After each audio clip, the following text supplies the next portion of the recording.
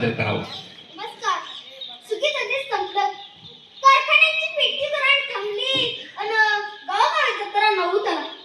फळझाडाचा राहुल साऱ्या घरात मानाचा आणि मोलाचा 5,000 रोख रुपये बक्षीस, चांदीची ढाल अन मानाचा फेटा. हे बक्षीस चला कितीतरी वर्ष हंबरवाडच्या शिवराम माळकरांनी पटकावलं होतं. याच वर्षी शर्यत चांगलीच रंगणार होती. हंबरवाडच्या भैरनानाचा पोरगा शिवराम चित्तीतच चांगलेच नाद्यागडी अस्सल खानदेशी खिल्लार बैलाची जोड पाळली होती त्यानं. आज पाठवून गड्यानं पहिला नंबर कधी सोडला नव्हता, पण गेल्या वर्षी वाव्याच्या शर्यतीत त्याच्या बैलाचा पाय दुखावला म्हणून वाव्याला त्याला दुसरा नंबर मिळाला. उभ्या जन्मात पहिला नंबर न सोडलेला शिवराम पाय निर्मुसला. खरं गडी बसला नाही. हौशाच्या जोडीला बैल नाही म्हणून शिवरामनं घरच्या चिकण्या बैलाला सराव द्यायला सुरुवात केली. चिकण्या नावाप्रमाणे चिकना होता. घरच्या गंगेचा कोण चौसापाडा काळा माळा अंडी पडत गावात आलेला.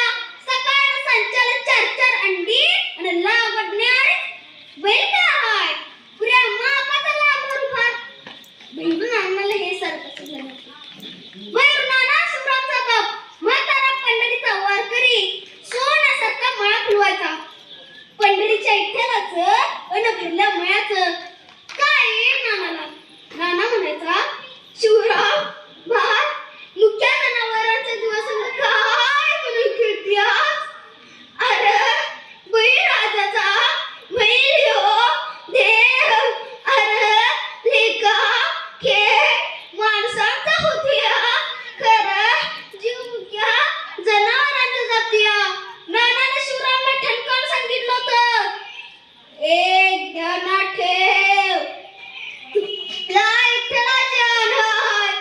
जीवावर सूर्य आली तरी चिकण्याला शर्तीला लावायचा नाही. यो चिकण्या बैल नाही तर विठ्ठलच माझ्या संसारात आलाय. शिवरामने चिकण्याला शर्तीसाठी सराव दिलाय हे नानाला माहिती नव्हते. बघता बघता काय दिस गेलं अन हरण्यावाडीचा दुसरा दिस उगाळला. उकाळा आला. गाड्या बजार रांगत वेधाल्या. गर्दीत लोकांचं बोललं, अरे ते बघा शिवराम आणि त्याची गाडी. गावचं सरपंच पुढे झालं. पोलीस पाटील आलं. पाटलांनी बंदूकची बाहेर धरली आणि धडकन बर काढला. जसा बंदूकचा बार झाला तसं बैलांच्या कानात वारं शिरलं. बैल वाऱ्यासारखी पळत सुटली. पहिल्या टप्प्यात शिवरामची गाडी सगळ्यात पुढे होती. पायमा मागणं बैलासनी नेट करीत होता. शिवरामनं मागं बघितलं.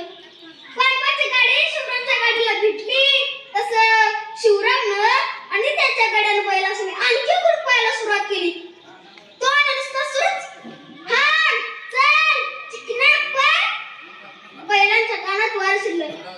दारूचा पेट चढला. एका महिलाच्या बैलांच्या अंगात तापली. नशा चढली. बैल बंदूकच्या गोळीसारखी पळत सुटली. तोंडातनं पांढरा धोट फेस सांडू लागला.